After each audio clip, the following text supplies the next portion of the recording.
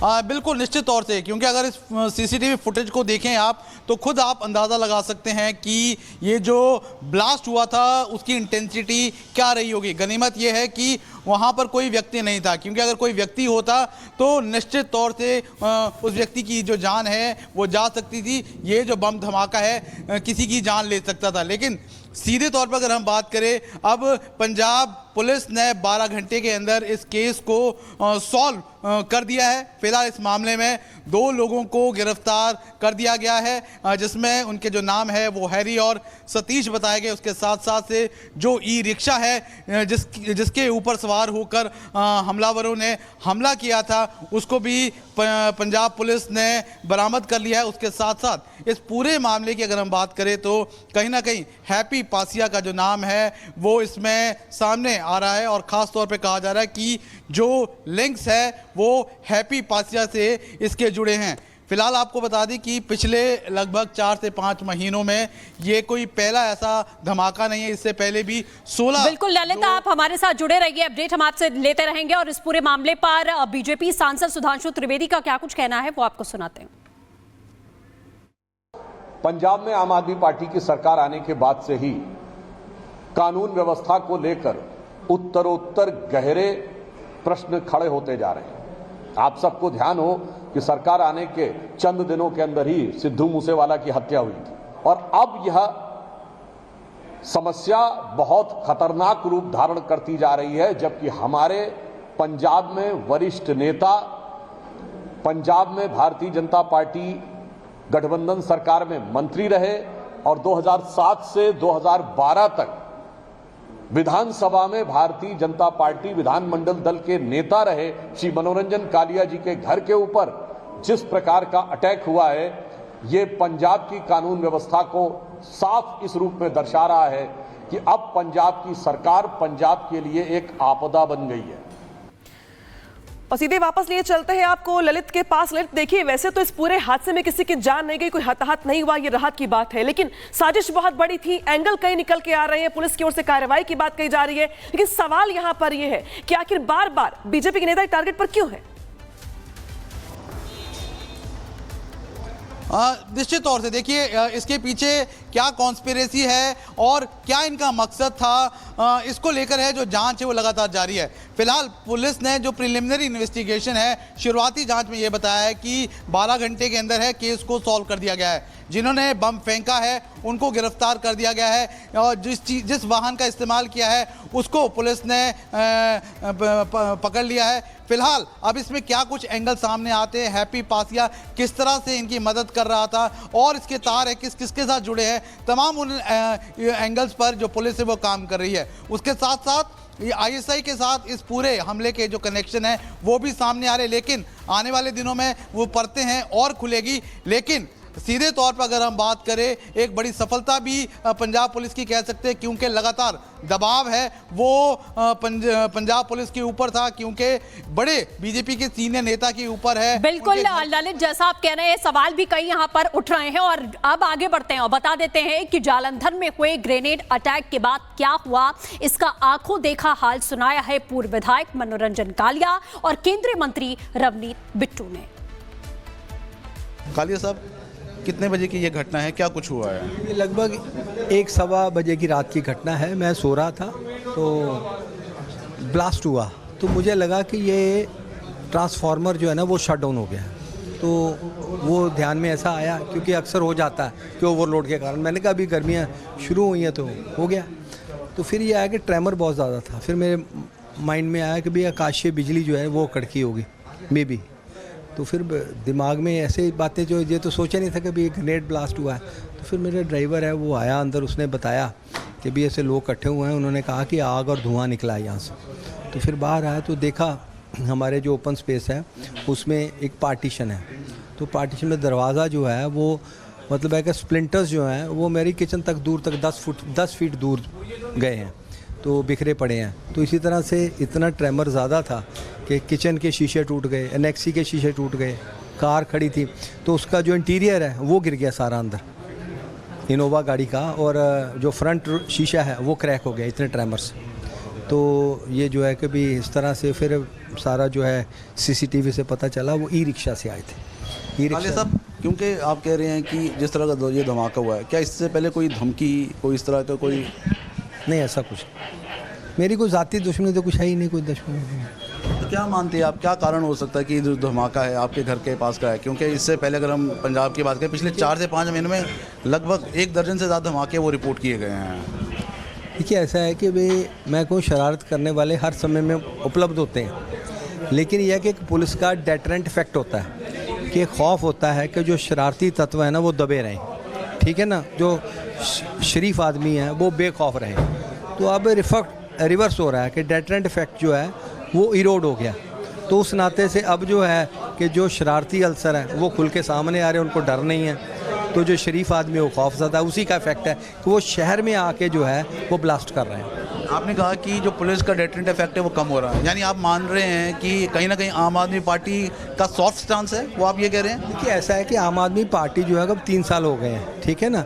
तो जो कोई भी पार्टी हो जब सरकार में आती है तो उसकी प्राइमरी रिस्पॉन्सिबिलिटी होती है लॉ एंड ऑर्डर को मेंटेन करें और बेहतर करें, ठीक है ना। ये हर एक की प्राइमरी जिम्मेवारी है। तो उस नाते से ये जो है वो जिम्मेदारी पूरी तरह से निभाई नहीं जा रही। इसीलिए जो है कि भाई हम डेटरेंट इफेक्ट जो है वो इरोड हुआ। अब शहर में है, ये बीच शहर का हिस्सा है, तो यहाँ जो है ब्लास्ट हो जाए, उनकी हिम्मत इतनी हो गई कि वो शहर में आके ब्लास्ट करके चले जाए।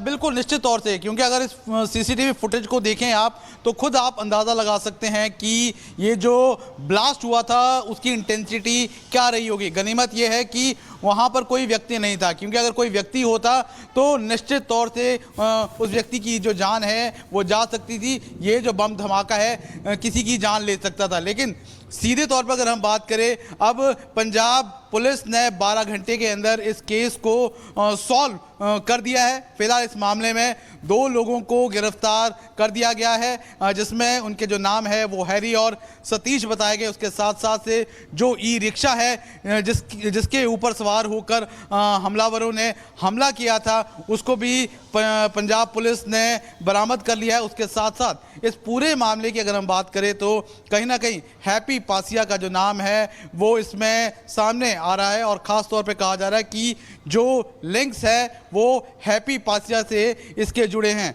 फिलहाल आपको बता दें कि पिछले लगभग 4 से 5 महीनों में ये कोई पहला ऐसा धमाका नहीं है। इससे पहले भी 16। बिल्कुल ललित, आप हमारे साथ जुड़े रहिए, अपडेट हम आपसे लेते रहेंगे। और इस पूरे मामले पर बीजेपी सांसद सुधांशु त्रिवेदी का क्या कुछ कहना है वो आपको सुनाते हैं।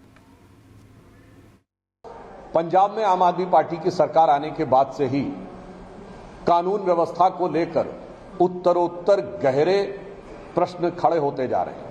आप सबको ध्यान हो कि सरकार आने के चंद दिनों के अंदर ही सिद्धू मूसेवाला की हत्या हुई थी, और अब यह समस्या बहुत खतरनाक रूप धारण करती जा रही है। जबकि हमारे पंजाब में वरिष्ठ नेता, पंजाब में भारतीय जनता पार्टी गठबंधन सरकार में मंत्री रहे और 2007 से 2012 तक विधानसभा में भारतीय जनता पार्टी विधानमंडल दल के नेता रहे। श्री मनोरंजन कालिया जी के घर के ऊपर जिस प्रकार का अटैक हुआ है, ये पंजाब की कानून व्यवस्था को साफ इस रूप में दर्शा रहा है कि अब पंजाब की सरकार पंजाब के लिए एक आपदा बन गई है।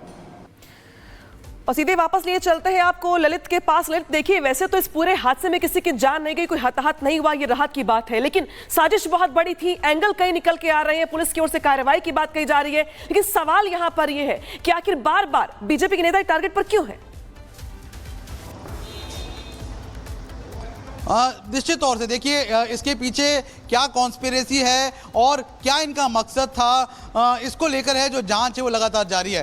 फिलहाल पुलिस ने जो प्रिलिमिनरी इन्वेस्टिगेशन है, शुरुआती जांच में ये बताया है कि 12 घंटे के अंदर है केस को सॉल्व कर दिया गया है। जिन्होंने बम फेंका है उनको गिरफ्तार कर दिया गया है, और जिस वाहन का इस्तेमाल किया है उसको पुलिस ने पकड़ लिया है। फिलहाल अब इसमें क्या कुछ एंगल सामने आते हैं, हैप्पी पासिया किस तरह से इनकी मदद कर रहा था और इसके तार है किसके साथ जुड़े हैं, तमाम उन एंगल्स पर जो पुलिस है वो काम कर रही है। उसके साथ साथ ISI के साथ इस पूरे हमले के जो कनेक्शन है वो भी सामने आ रहे, लेकिन आने वाले दिनों में वो परतें हैं और खुलेगी। लेकिन सीधे तौर पर अगर हम बात करें, एक बड़ी सफलता भी पंजाब पुलिस की कह सकते हैं, क्योंकि लगातार दबाव है वो पंजाब पुलिस के ऊपर था, क्योंकि बड़े बीजेपी के सीनियर नेता के ऊपर है। बिल्कुल ललित, जैसा आप कह रहे हैं, सवाल भी कई यहाँ पर उठ रहे हैं और अब आगे बढ़ते हैं और बता देते हैं कि जालंधर में हुए ग्रेनेड अटैक के बाद क्या हुआ, इसका आंखों देखा हाल सुनाया है पूर्व विधायक मनोरंजन कालिया और केंद्रीय मंत्री रवनीत बिट्टू ने। कालिया साहब, कितने बजे की ये घटना है, क्या कुछ हुआ है? ये लगभग 1-1:15 बजे की रात की घटना है। मैं सो रहा था तो ब्लास्ट हुआ, तो मुझे लगा कि ये ट्रांसफार्मर जो है ना वो शट डाउन हो गया। तो वो ध्यान में ऐसा आया, क्योंकि अक्सर हो जाता है कि ओवरलोड के कारण। मैंने कहा अभी गर्मियाँ शुरू हुई हैं तो हो गया। तो फिर ये आया कि ट्रेमर बहुत ज़्यादा था। फिर मेरे माइंड में आया कि भाई आकाशीय बिजली जो है वो कड़की होगी मे बी। तो फिर दिमाग में ऐसे बातें जो ये तो सोचा नहीं था कि भाई ग्रेनेड ब्लास्ट हुआ है। तो फिर मेरा ड्राइवर है वो आया अंदर, उसने बताया कि भाई ऐसे लोग इकट्ठे हुए हैं। उन्होंने कहा कि आग और धुआं निकला है यहाँ से। तो फिर बाहर आया तो देखा हमारे जो ओपन स्पेस है उसमें एक पार्टीशन है।